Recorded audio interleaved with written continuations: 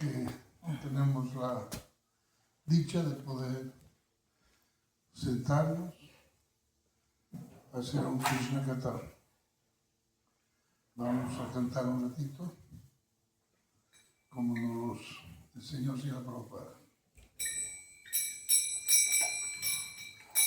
Yayorada Madhava Unja Vihari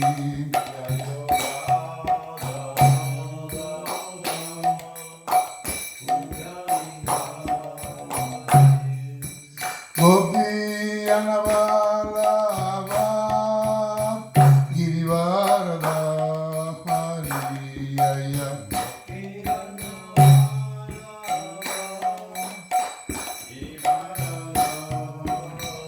Yasodhanandana Vrajajanarayana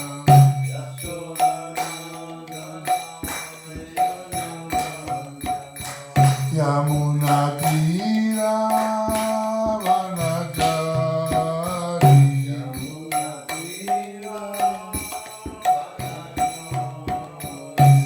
Yayora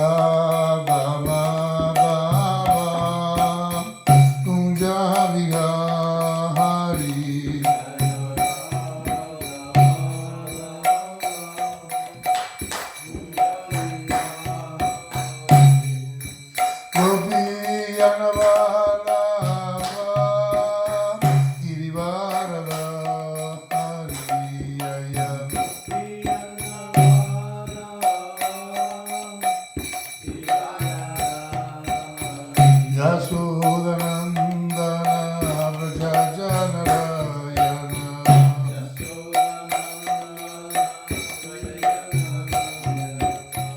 Yamunatira Vanachari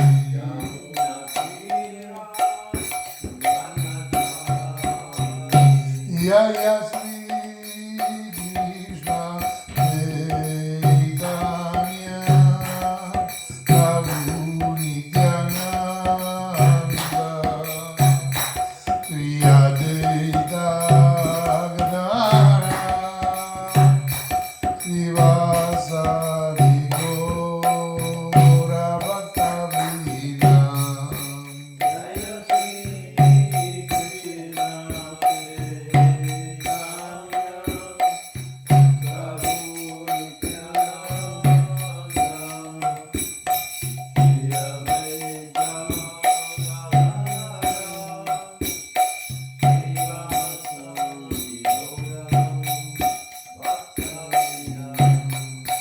Hare Krishna, Krishna Krishna, Hare Rama, Rama Rama,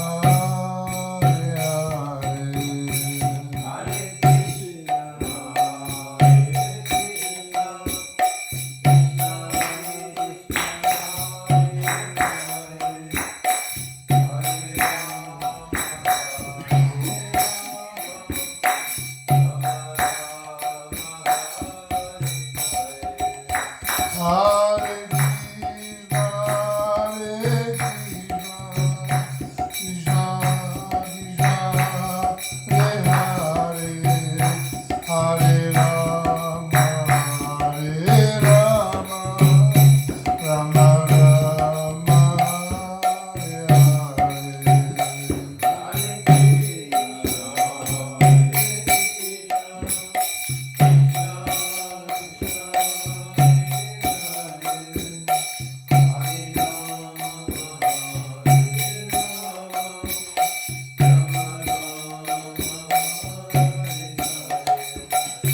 Hare Hare.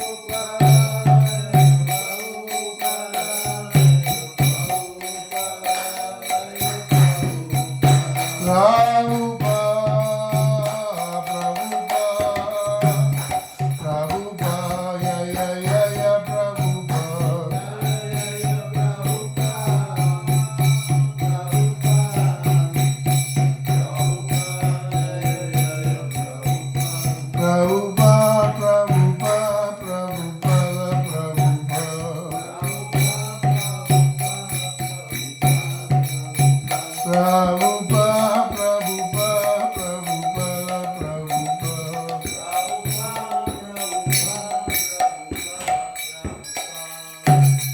Srila Prabhupada aquí.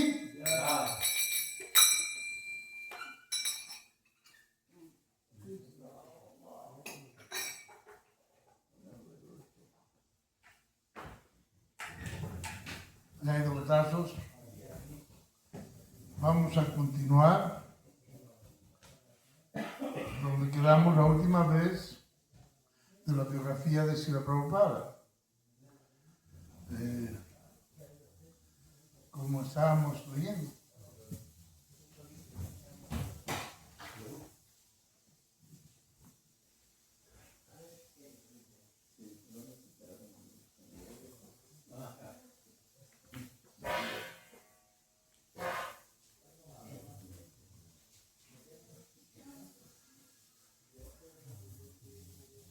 Habíamos quedado en este acápite y empieza así. Gaura Mohan era un Vaishnava puro y crió a su hijo para que fuese consciente de Krishna, como también sus padres habían sido Vaishnavas. Nunca probó carne, pescado, huevos, té ni café. Tenía buen aspecto y un temperamento reservado. Por la noche cerraba su negocio de telas. En ese momento colocaba en el suelo un recipiente de arroz para satisfacer a las ratas. De tal modo que cuando tuvieran hambre no mordisquearan las telas y regresaba a su hogar. Entonces leía Chaitanya Charitamrita y el Srimad Bhagavatam, las principales escrituras de los Vaishnavas en Bengala. También cantaba en las cuentas de su yapa y adoraba a la deidad del Señor Krishna. Era amable y afectuoso y nunca castigaba a Vai. Si estaba obligado a reprenderlo, primero se disculpaba. Tú eres mi hijo, así que ahora debo corregirte. Es mi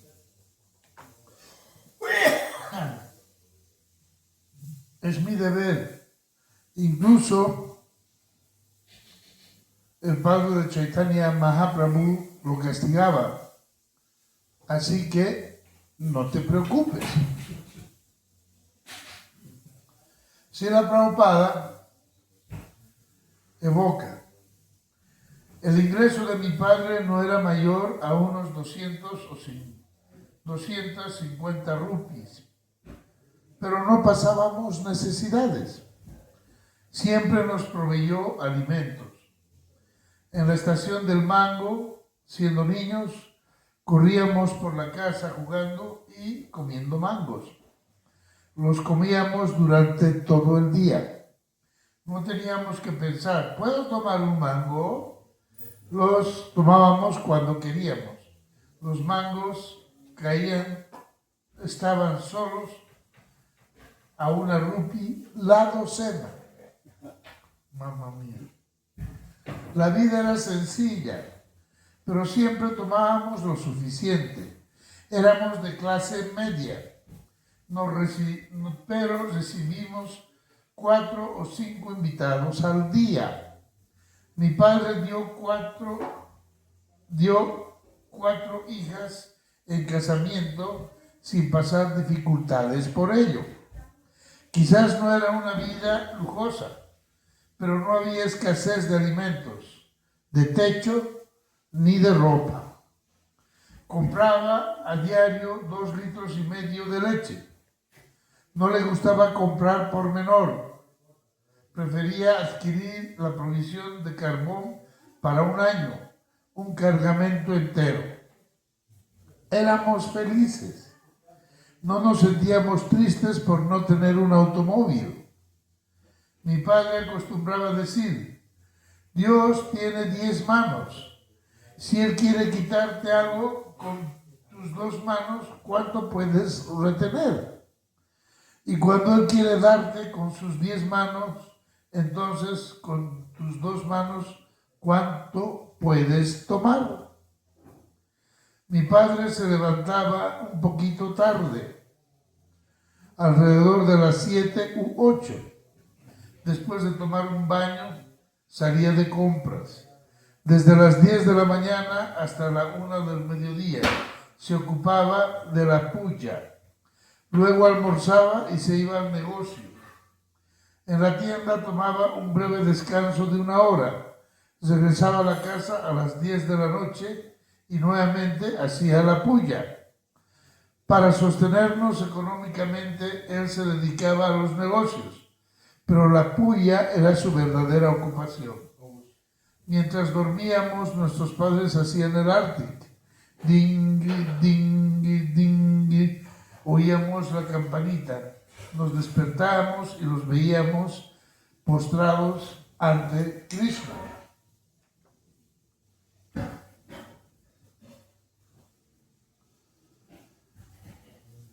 Gaur Mohan quería que su hijo tuviera la vida de un Vaishnava practicante. Quería que Abai fuera un sirviente de Radharani, que se volviera predicador del Srimad Bhagavatam y que aprendiera el arte devocional de tocar la mridanga. Con regularidad recibía sadhus en su casa y siempre les pedía: por favor, bendigan a mi hijo para que Srimati Radharani pueda complacerse con él y le otorgue sus bendiciones. Mientras disfrutaban de la mutua compañía, padre e hijo solían caminar hasta 15 kilómetros. Se ahorraban así las 5 paisas que costaba el tranvía. En la playa veían a un yogi que durante años estuvo sentado en un mismo lugar sin moverse. Un día el hijo del yogi estaba sentado allí y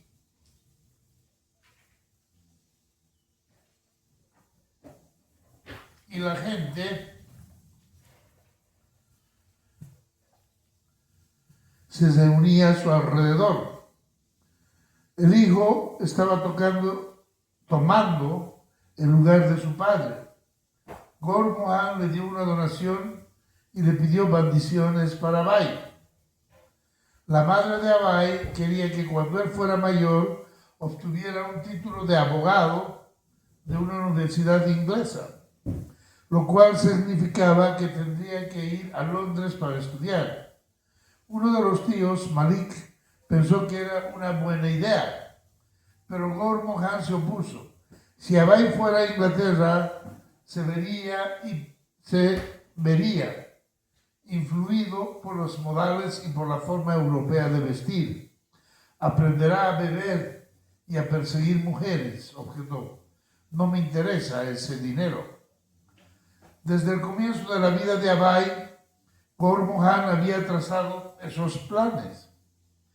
Contrató a un músico profesional de mridanga para que le enseñara los ritmos básicos que acompañan el kirtan. Con no poco escepticismo, Rajani preguntaba: ¿qué utilidad tiene enseñarle a un niño tan pequeño a tocar la mridanga? No es importante. Pero el esposo tenía el sueño de que su hijo, su hijo creciera cantando bhajans, tocando la mridanga y hablando sobre el Srimad Bhagavatam. Cuando Abai se sentaba a tocar la mridanga, con los brazos extendidos tanto como podía, sus pequeñas manos apenas alcanzaban los parches de los extremos opuestos del tambor. Con la muñeca derecha movía la mano justo como su maestro se lo enseñaba, y sus dedos producían un sonido de tono alto. Ni, tini, tini, tini, to. Luego golpeaba el parche izquierdo con la mano abierta. Bum, bum. Con la práctica y el tiempo fue aprendiendo los ritmos básicos. Gaur Mohan lo observaba complacido. Vamos a ver hasta el próximo capítulo. Abai fue un niño muy mimado por sus padres. Además de sus nombres de la niñez, Moti, Nandulai, ay, gracias, eso me mejoró como nada, muchas gracias. Moti, Nandurai, Nandu y Coche. Su abuela lo llamaba Kakori Muki. Cachori Mukti, debido a su afición por los cachoris. Tanto la abuela como la madre le daban cachoris, que él conservaba con los muchos bolsillos de su vestimenta. Le gustaba observar a los vendedores que cocinaban en la concurrida calle y aceptar los cachoris que ellos y los vecinos le daban, hasta que tenía los bolsillos internos y externos de su chaleco llenos, colmados al tope. A veces, cuando Abai le pedía a su madre que le hiciera cachoris, ella se negaba. Una vez lo envió a la cama sin ellos. Cuando Gormohan llegó a su casa, preguntó: ¿dónde está Abai? Rajani le explicó que el hijo había estado demasiado demandante y que lo había enviado a la cama sin cachoris. No, debemos preparárselos, respondió el padre. Despertó a Abai y le cocinó puris y cachoris. Gormohan siempre fue condescendiente con Abai y estaba atento a que su hijo tuviera lo que quisiera. Cuando regresaba a casa por la noche, era su costumbre comer un poco de arroz inflado. A veces el niño se sentaba y comía con él. Una vez, por el precio de 6 rupees, Gormohan le compró a Abai un par de zapatos importados de Inglaterra. Además, cada año, gracias a un amigo que iba y venía de Cachemira, le regalaba un mando con un elegante ribete bordado a mano. Cierto día el niño quiso un revólver de juguete que vio en el mercado. Su padre se negó a comprárselo y Abai empezó a llorar. Está bien, aceptó Gormohan y se lo compró. Entonces el pequeño quiso otro. Ya tienes uno, increpó el papá. ¿Para qué quieres otro? Uno para cada mano, gritó Abai, y se acostó en la calle pataleando. Solo cuando Gormohan consistió en comprar el segundo revólver, su hijo quedó tranquilo. Bien, yo me acuerdo que esto lo leímos la anterior vez, ¿se acuerdan? Pero alguien movió, no sé si alguien leyó, movió porque la marquita de donde quedaba estaba donde empecé a leer. Bueno, vamos a parar aquí. Ahora la dejo para donde estamos ahora.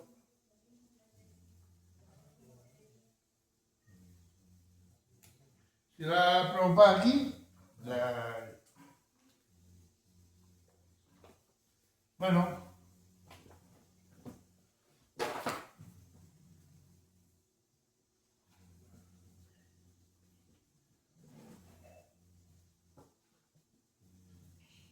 Después de haber tenido el néctar de escuchar un poco de la biografía del tiempo infantil de Abai, ya iremos creciendo en su biografía a medida que pasen los días. Vamos a pasar a disfrutar un poco el néctar de Srimati Radharani y luego entramos al Srimad Bhagavatam. Con Srimati Radharani quedamos en el capítulo 20. Lalita y Krishna en un festival de columpio. ¿Columpio? Sí, columpio. Sí. Narada Muni, quien era un gran devoto del Señor, visitaba con regularidad a Srimati Radharani. Krishna notó esas visitas frecuentes y previno a Radharani de que ella debía ser cuidadosa en relacionarse tan estrechamente con Narada Muni, porque él era un experto en instigar disputas entre la gente. La aprensión de Krishna era que Narada podía crear también algún malentendido entre él y Srimati Radharani. Y de este modo crearles un altercado. Pero Radharani no tomó seriamente las palabras de Krishna. Ella pensaba que su amor por Krishna era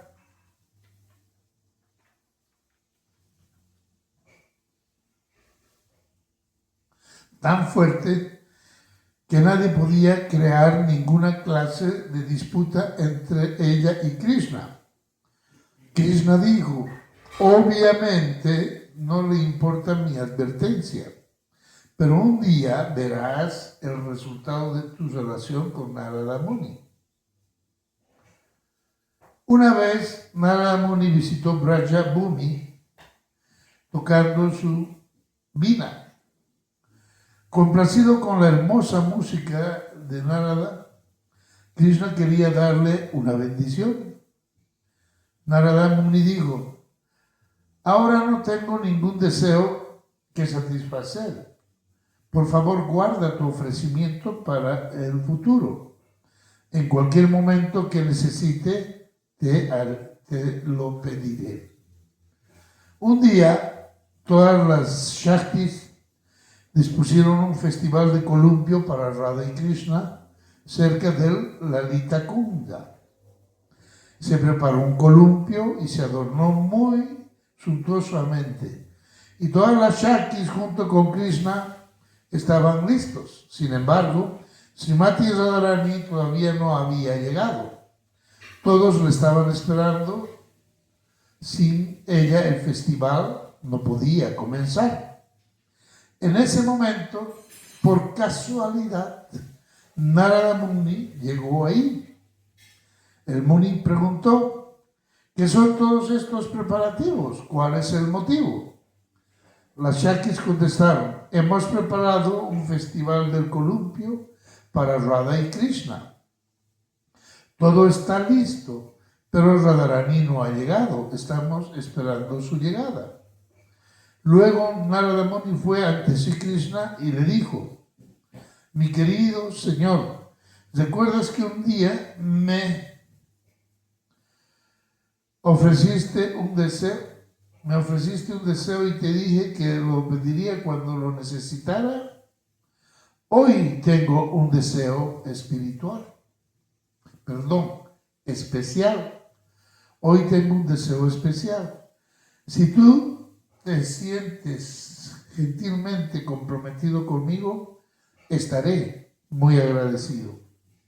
Krishna dijo, por supuesto, Naradaji, recuerdo mi promesa y por consiguiente hoy te concederé tu deseo. Por favor, dime, ¿cuál es tu deseo?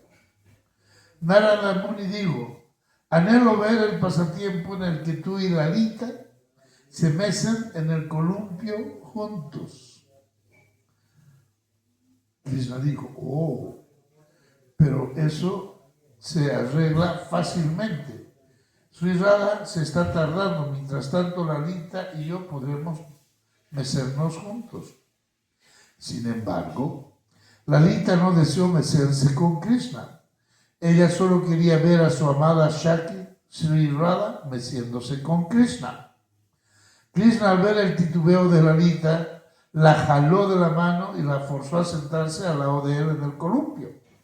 Y los Shaktis le empezaron a mover a ambos. Narada Muni y las gopis estaban felices de observar a Lalita y así Krishna meciéndose juntos en el columpio. Narada Muni de pronto salió de ese lugar y fue a la casa de Srimati Radharani, libre de viajar a cualquier lugar que a él le plazca.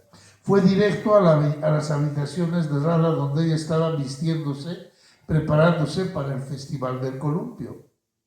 Narada le dijo a Radharani, ¿qué estás haciendo aquí? Radharani contestó, me estoy preparando para el festival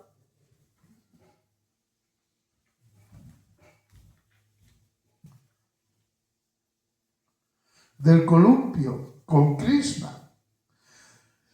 Mis Shaktis se están arreglando cerca del lago de Lalita Kunda. Narada dijo: ¿te estás preparando para el festival del columpio? ¿No sabes qué está pasando ahí? Krishna ya está participando en el festival del columpio con Lalita. Radharani no podía creer que Lalita disfrutara el festival del columpio con Krishna. Pero Narada dijo: así pues, por lo tanto, ve y mira por ti misma lo que está ocurriendo allí. Radharani inmediatamente fue a Lalita Kunda y desde lejos vio a Lalita y a Krishna meciéndose juntos. Radharani se enojó mucho y abandonó el Kunda.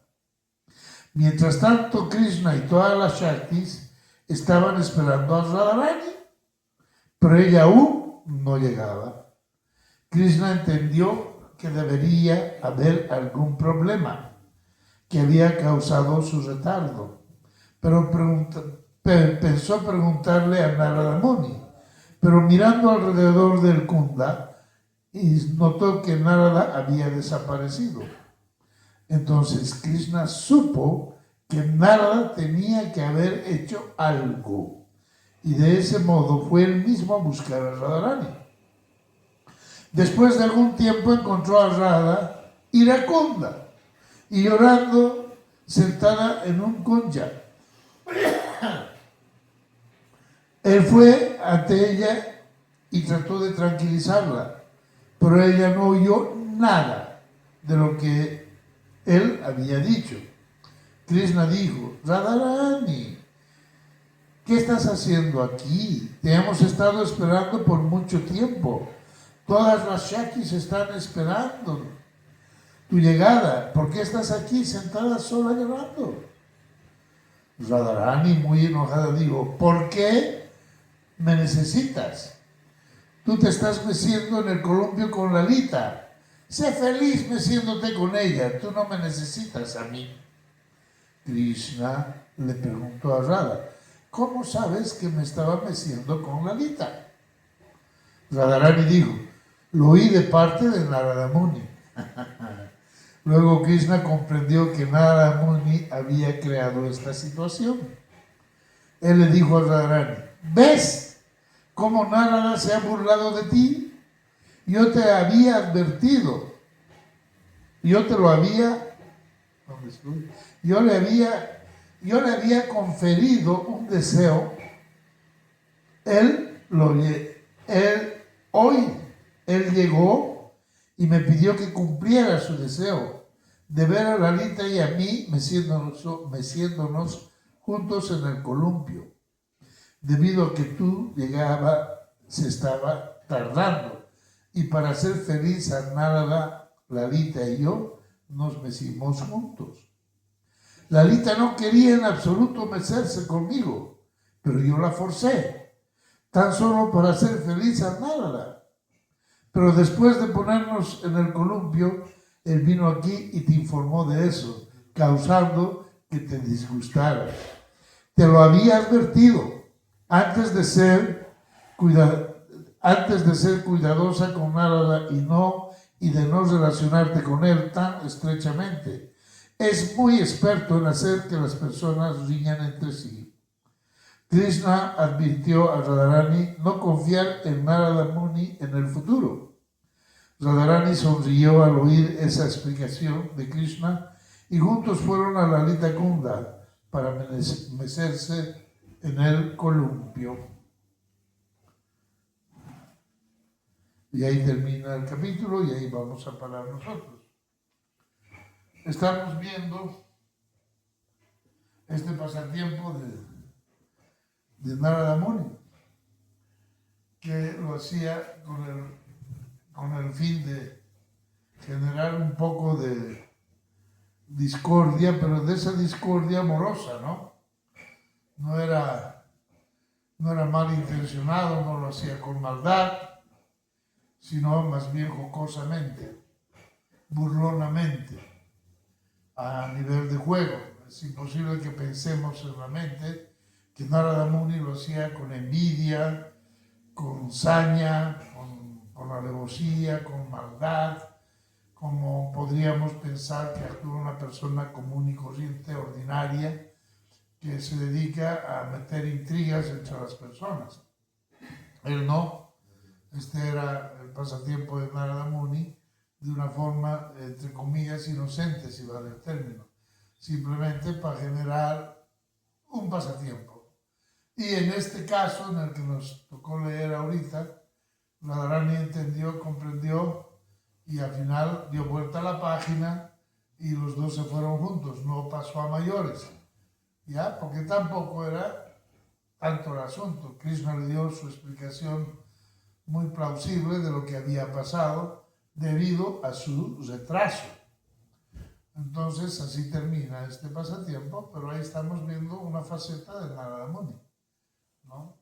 Y como él tiene la facilidad de aparecer y desaparecer, de transportarse de una forma inmediata de un lugar a otro, pues siempre puede estar en un lugar o en otro lugar en fracciones de segundo.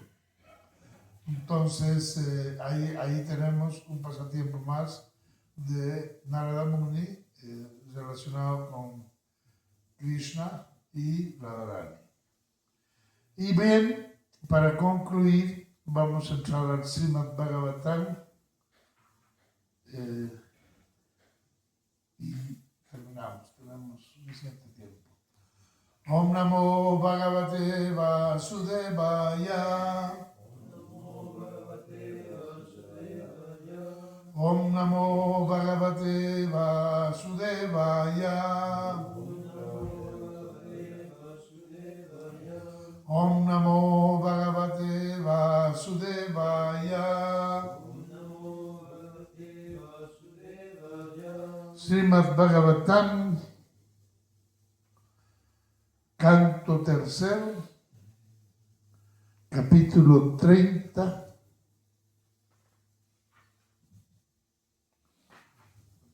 texto.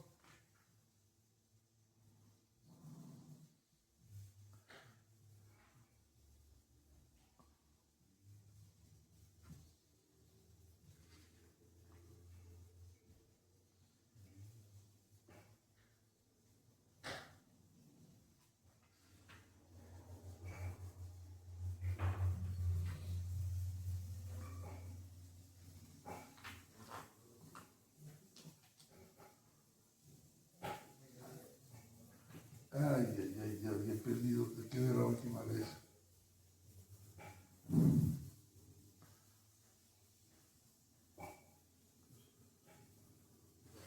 Habíamos quedado que Kardama Muni tenía que entregar sus 9 hijas a 9 rishis. ¿Se acuerdan de la última vez?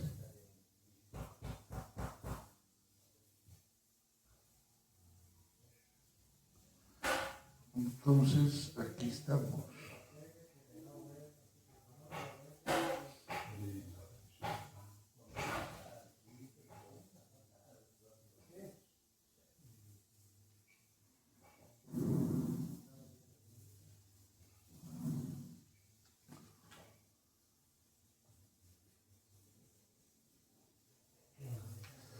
Vaya.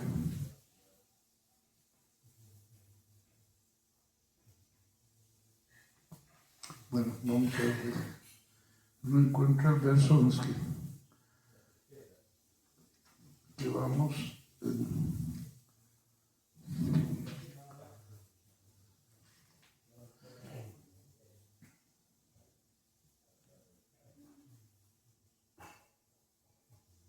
Bueno, ya lo perdí el texto donde dejamos la última vez. Estaba sin indicación, la página seguramente se movió y no está en el lugar donde quedamos.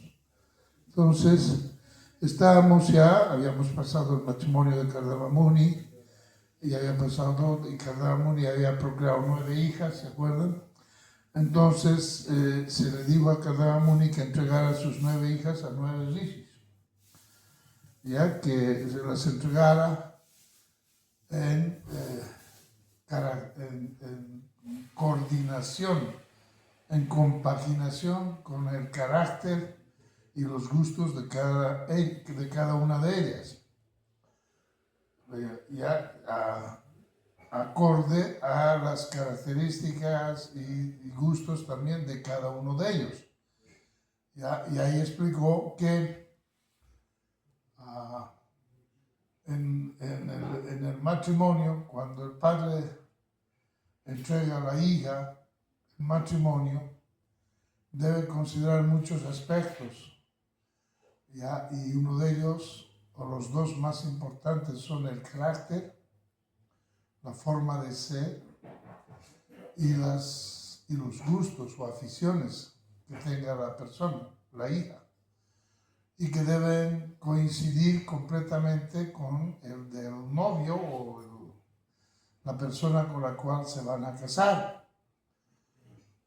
Y que ahí también explicaba que generalmente, hoy en día, antes no tanto, pero hoy sí, acercándonos a las épocas modernas, los matrimonios ya no son como lo eran antes, ya los padres cuentan poco, son muy raros los matrimonios que son arreglados por los padres. Todavía algo de eso queda en la India, pero cada vez menos, y en Occidente ya es casi nulo. Ahora los matrimonios de los jóvenes se basan básicamente en el deseo sexual, en la complacencia sensorial. Y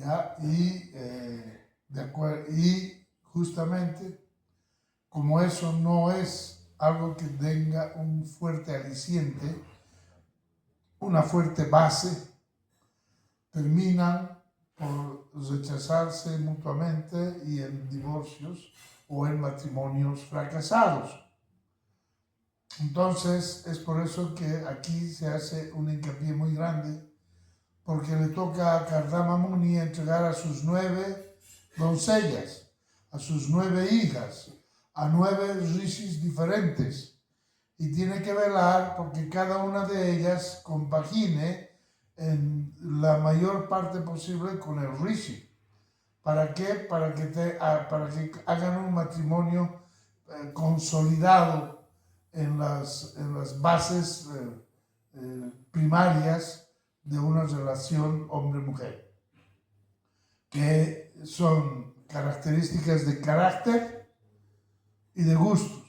Esas son las dos explicaciones que daba Srila Prabhupada en la explicación del verso anterior. Entonces,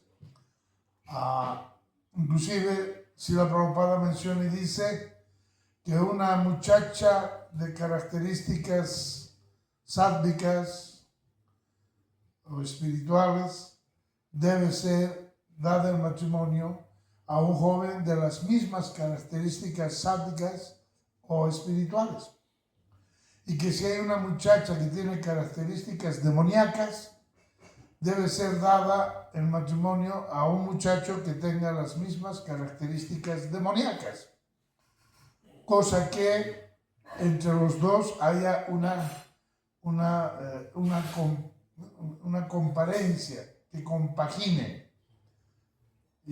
Ahora bien, la explicación que Srila Prabhupada también da es de que si hay incompatibilidad en las características para el matrimonio, ese matrimonio no será feliz y no tendrá un buen final.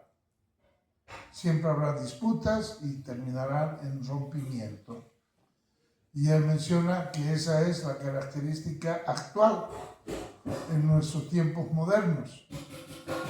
No es la característica de la forma de ser, de la personalidad de la persona, ni los gustos, lo que más predomina, sino la atracción sexual. Y eso termina en fracaso. Y no tenemos que ir muy lejos, ni ver mucho más allá de nuestras narices, para darnos cuenta que en el propio ISKCON, en nuestro propio movimiento, los matrimonios han sido un cúmulo de fracasos. Tenemos un alto índice de fracaso matrimonial en ISKCON. ¿Ya? Esto también tiene otras características. ¿Ya? Pero si nos vamos a remitir a las Escrituras, vamos a ver de que no han sido matrimonios hechos con base a estas especificaciones. ¿Ya? Y prueba está que en el movimiento Hare Krishna, en nuestro movimiento ISKCON, nuestros matrimonios han sido la mayoría un fracaso. De la gente que yo personalmente, que llevo 40 años en el movimiento, conozca los matrimonios que he conocido, y uno está junto.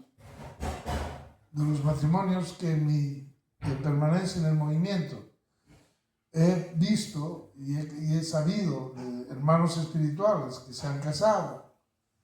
Ya, ninguno está casado, ninguno. Todos se han divorciado, todos han fracasado. Entonces, no es así nomás.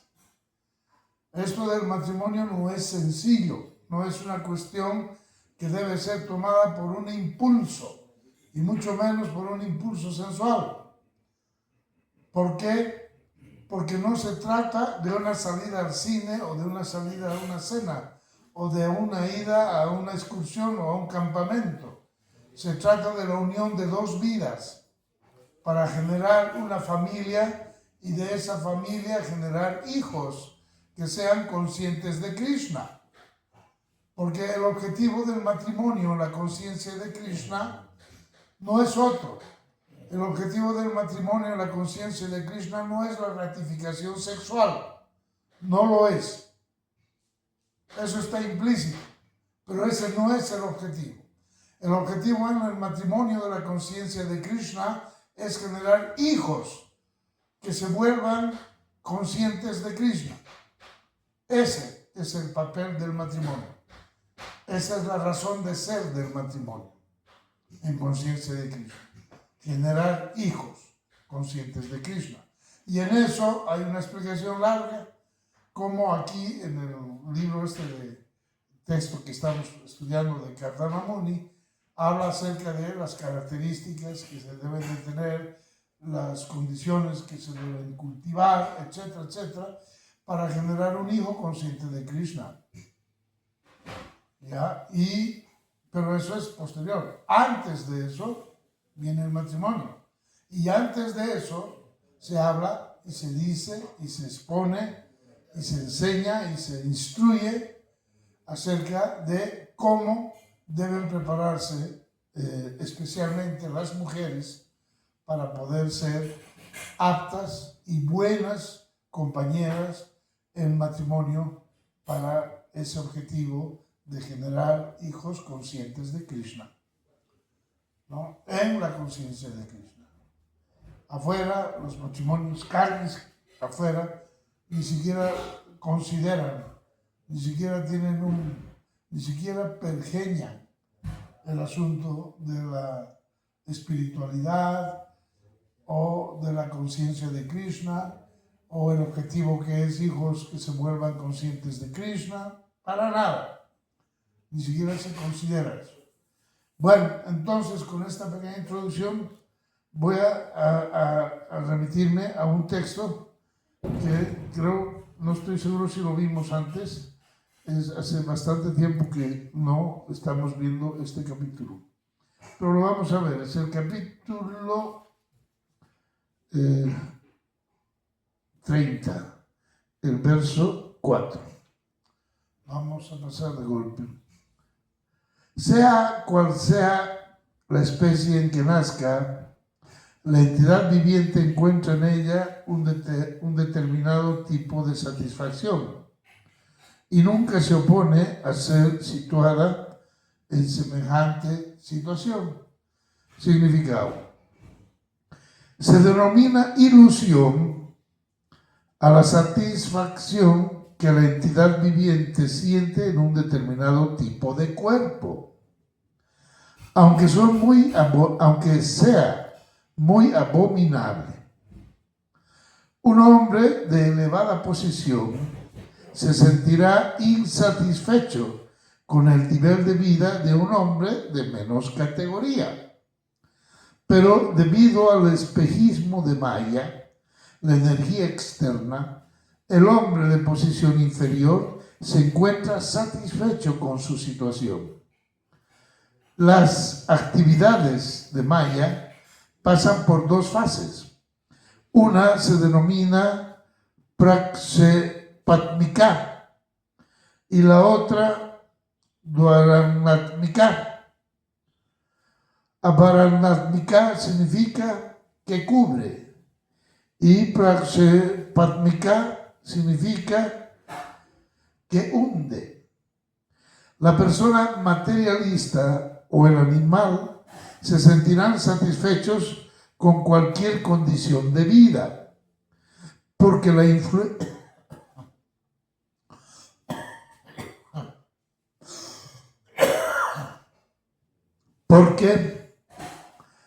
influencia de Maya cubre su conocimiento. Las especies de vida inferiores o más degradadas tienen una conciencia tan pobre, tan poco evolucionada, que no pueden entender si son felices o están sufriendo. Eso se denomina Dvaranatmika. Incluso el cerdo que vive a base de comer excremento se siente feliz. Pero una persona situada en una modalidad de vida más elevada se da cuenta de que lo que está comiendo el cerdo es excremento. ¡Qué vida tan abominable! Traducción de nuevo. Sea cual sea la especie en que nazca, la entidad viviente encuentra en ella un determinado tipo de satisfacción y nunca se opone a ser situada en semejante condición. Onam janati mirandaya janasala chachuru militan janatas maisi urabe namaha. Yo nací en la más oscura ignorancia y mi maestro espiritual me está abriendo los ojos con la antorcha del conocimiento. A él le ofrezco mis humildes reverencias. Hace rato estábamos hablando de las características de personalidad y gustos que tiene la persona para casarse. Lo que tienen que analizar los padres para casar a sus hijos. Pero aquí estamos un poquito antes. El texto empieza, sea cual sea la especie en que nazca. Esa especie en que nazca incluye también al ser humano. Porque también somos una especie, somos la especie humana. Entonces, así como nosotros nacemos con un bagaje que traemos de vidas anteriores, guna y karma. Y aunque no seamos muy cultivados, porque simplemente no tenemos que mirar muy lejos alrededor nuestro para darnos cuenta cuánta diferencia hay entre unos y otros. Cuán diferente soy yo de él, cuán diferente es él de mí, y así sucesivamente.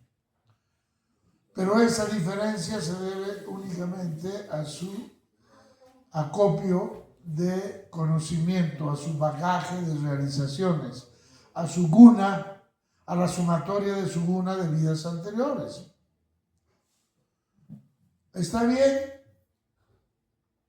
Por eso hay tanta diferencia entre las modalidades de las personas. Sabemos muy bien que todo, absolutamente todo, se circunscribe a las tres modalidades de la naturaleza material: bondad, pasión e ignorancia.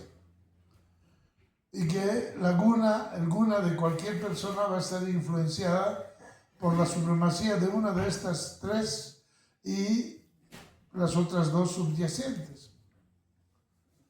Y por eso encontramos gente que no soporta el desorden, que no soporta el mal olor, que no soporta la crítica o la injuria o en fin.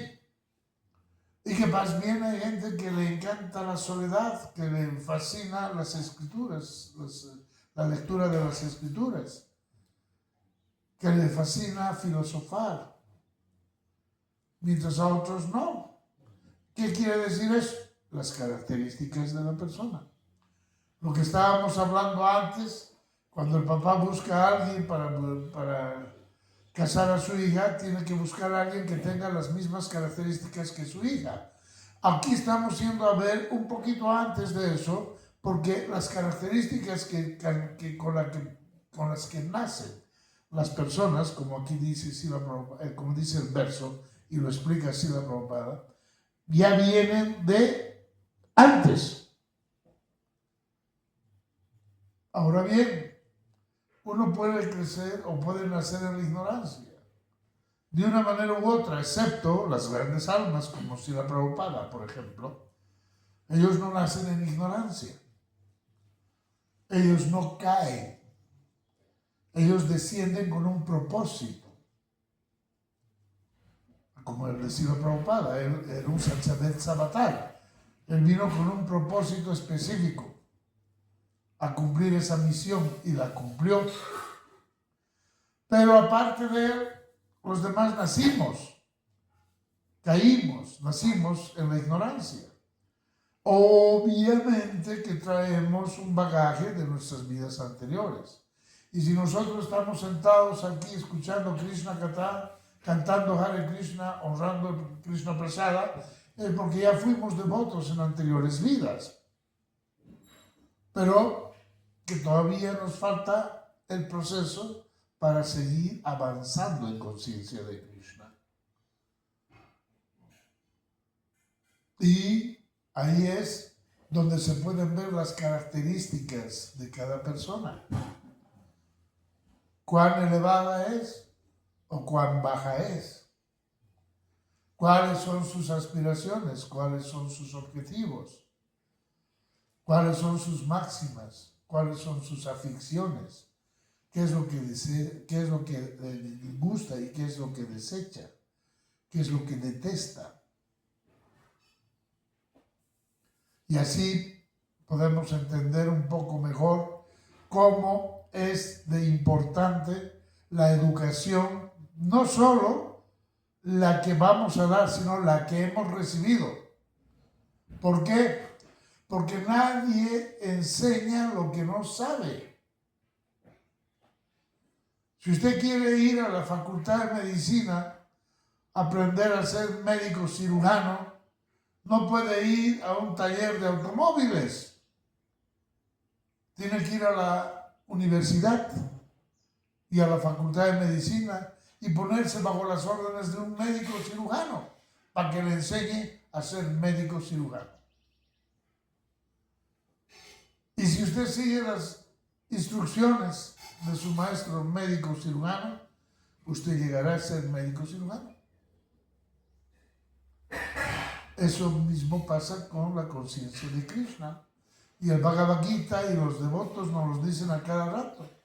Si quieres ser un devoto de Krishna, tienes que ponerte bajo las órdenes de un devoto puro de Krishna. Ese es tu maestro, el que ha visto la verdad.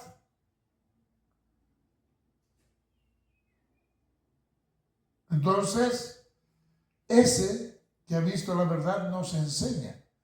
Y nosotros al aprender, asimilamos y transmitimos eso mismo a nuestros hijos. Y esa es la educación que les damos. Y obviamente, como dice el refrán popular, el discípulo debe superar al maestro, entre comillas, porque en estricto sensus, el discípulo jamás supera al maestro. Puede ser otras cosas más grandes que el maestro, estoy seguro de ello. como por ejemplo Srila Prabhupada. Srila Prabhupada no es que superior a Srila Bhaktisiddhanta Sarasvati, no. ¿Hizo cosas más grandes que él? Sí. ¿Hizo cosas mucho más extensas que él? Sí. Pero no es que lo superó, porque el maestro espiritual nunca es superable, pero sí hizo más. ¿Por qué? Porque ese era su mandato. A eso fue, o para eso fue apoderado. Entonces, por lo mismo, el ser humano o el padre de familia, como estamos ahora en el caso de Kardama Muni, como padre de familia que tiene que entregar a sus hijas el matrimonio y tiene que ver que sean acordes a la característica de cada una de ellas. ¿Ya? Entregar a un rishi, a un sabio que tenga empatía, que tenga similitud de características para que ellos hagan clic y constituyan una pareja estable, afín. Imagínense que a ella le guste la música clásica y a él le guste el rock, o lo que es peor, ¿qué se llama esto que ahora hacen bulla? ¿El qué? No, algo peor todavía. Reggaetón. Imagínense. ¿Qué compatibilidad? Cuando ella ponga algo, el Lago de los Cisnes de Tchaikovsky, el otro le va a pagar y le va a decir esas estupideces, escuchar a Daddy Yankee. Esto sí. No, se revientan. Y ese es un ejemplo en un aspecto de la música. Pero ¿qué decir del resto? Por eso es importante el papel que tiene el padre para entregar a su hija el matrimonio, que es lo que nos está tocando ver ahora, la educación de los hijos que uno le da, que tiene que ser acorde a la educación de los prospectos de maridos o esposos que puedan tener sus hijos o sus hijas. Y es muy importante que uno se prepare, uno como padre, en la conciencia de Krishna, los que somos o hemos sido grihastas y hemos procreado hijos y eventualmente los hemos casado o los tendremos que casar para que continúen con la familia y se expanda el movimiento con nuevos devotitos. ¿Ya?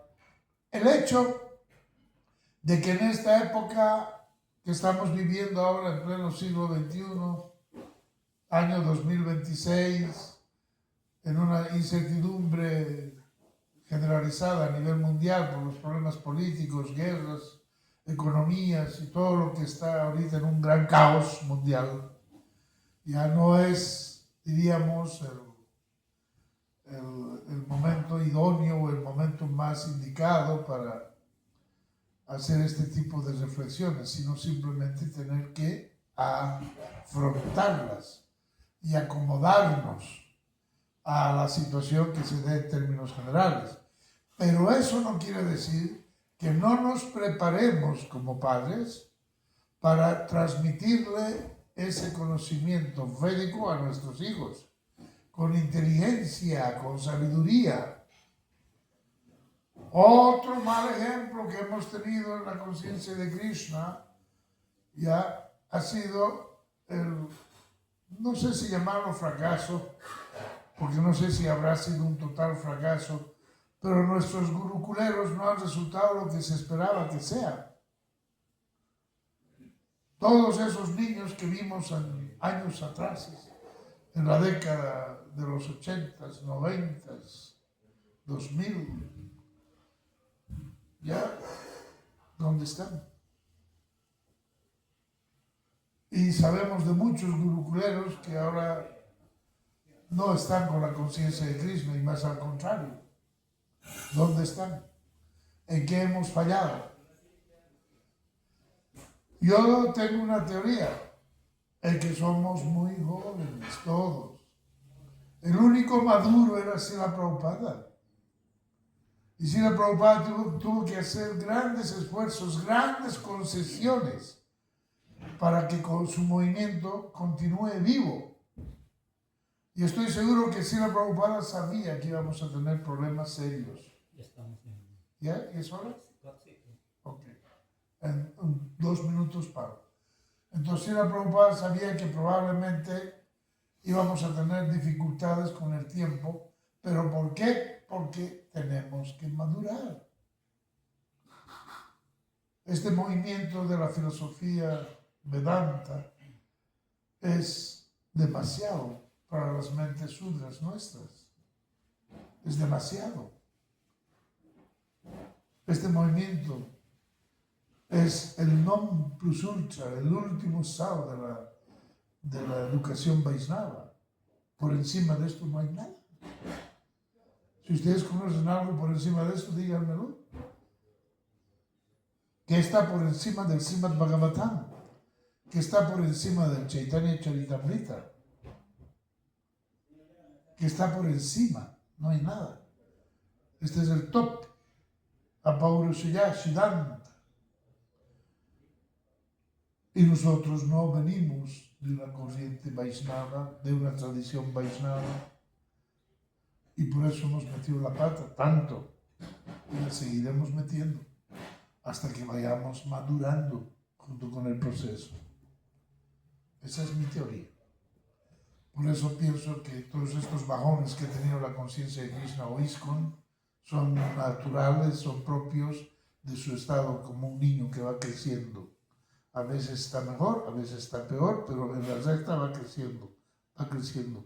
Porque ese bebé se convierte en niño, el niño se convierte en adolescente, y del asunto el joven en adulto. Y nuestro proceso de la conciencia de Krishna, yo creo que apenas estamos dejando los pañales. Todavía no hemos llegado ni siquiera a la niñez. O sea que estamos muy crudos en conciencia de Krishna. Bien, con esto vamos a parar aquí para continuar la próxima vez. Tengo una pregunta, Ron. ¿Así? Sí, en base a mi experiencia personal, Ajá. y vi que eso le ocurrió a muchos devotos, que quisimos agarrar un evento histórico en la literatura y meterla en la relación familiar, y como consecuencia no encajó bien.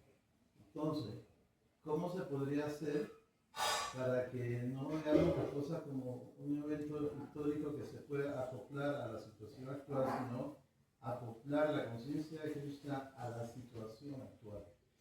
Ok, pero ¿de qué movimiento histórico estamos hablando? De ese tema, por ejemplo, que están hablando, porque se sabe que desde Dwapara Yuga ya comenzó a degenerarse la situación del matrimonio, porque, por ejemplo, el abuelo de Krishna se casa con la abuela de Krishna y ella es descendencia demoníaca y él es descendencia piadosa. Entonces, esto que estás contando pasó hace millones de años. Sí. Y es otra condición social. ¿Me explico? Entonces, lo que yo quisiera entender es el aspecto de lo que es el Sanatana Dharma colocado en el Dharma de la actualidad. ¿Me explico? Sí. Realización personal. Pero ¿cómo se puede aplicar a una organización? Yo lo he visto hasta ahora muy difícil. Y no le he visto la solución, porque se ha intentado N veces y las N veces hemos fracasado. Tal así es que ya han pasado 50 años de que se inició este movimiento de la conciencia de Krishna y no hay un Varnasrana Dharma, no hay un ashram, no existe. Existe la idea, sí, queremos ser Kshatriyas, Brahmanas, Vaisyas, tenemos que ser Brahmanas, no, pero no cuaja. ¿Por qué no cuaja? Por Kali Yuga. Las mismas escrituras dicen que en Kali Yuga no hay sannyasis, en Kali Yuga no hay brahmanas. ¿Ya? Pero sin embargo, en Kali Yuga hay sannyasis, hay brahmanas. Sí, brahmanas de Kali Yuga, sannyasis de Kali Yuga, programas de Kali Yuga. Pero no hay que verlo peyorativamente, sino al contrario, favorablemente. porque podría ser peor sin eso. Podría que ni hubieran brahmanas kaliyuganos, entonces solo seríamos sudras kaliyuganos. Pero aunque hayan brahmanas kaliyuganos, ya es algo, pero no es la perfección. Entonces, a lo que tenemos que acomodarnos es a lo que buenamente podamos por guna y karma, la realización personal. Yo creo que si uno como grihastra, como padre de familia, como jefe de familia, puede hacer eso en su hogar, ya está contribuyendo con el Varnasrana en su hogar. Y que de ahí, con el tiempo, lo que decía hace rato, estamos muy en pañales. Todavía hay mucho ego, todavía hay mucha crítica, todavía hay mucho indeseable en la conciencia de Krishna, que no debería, todavía, lo cual significa que tenemos que avanzar mucho más. ¿Cómo puedes pensar más altamente, más sublimemente, si no has desarrollado el sentimiento de gratitud? ¿Cómo puedes ver esferas más elevadas si no has puesto el sentimiento de agradecimiento en tu corazón? Imposible. No puedes saltar etapas, tienes que quemar etapas. ¿Ya? Y el hecho de que estemos con este tipo de problemas significa que estamos muy crudos. Y el Varnasrana Dharma es algo muy elevado. Es primero posicionarse en la ubicación que cada uno tiene. ¿Qué soy yo? ¿Soy un brahmana? ¿Soy un vaishya? ¿Soy un kshatriya? ¿Soy un sudra? ¿Verdad? ¿Qué soy yo? Y actuar en consecuencia. Entonces necesitamos realización de eso. Y eso es cuestión de tiempo. Bueno, vamos a parar aquí porque ya veo que el programa va en avance. Pura vida. Todas las glorias, así la Prabhupada aquí, ya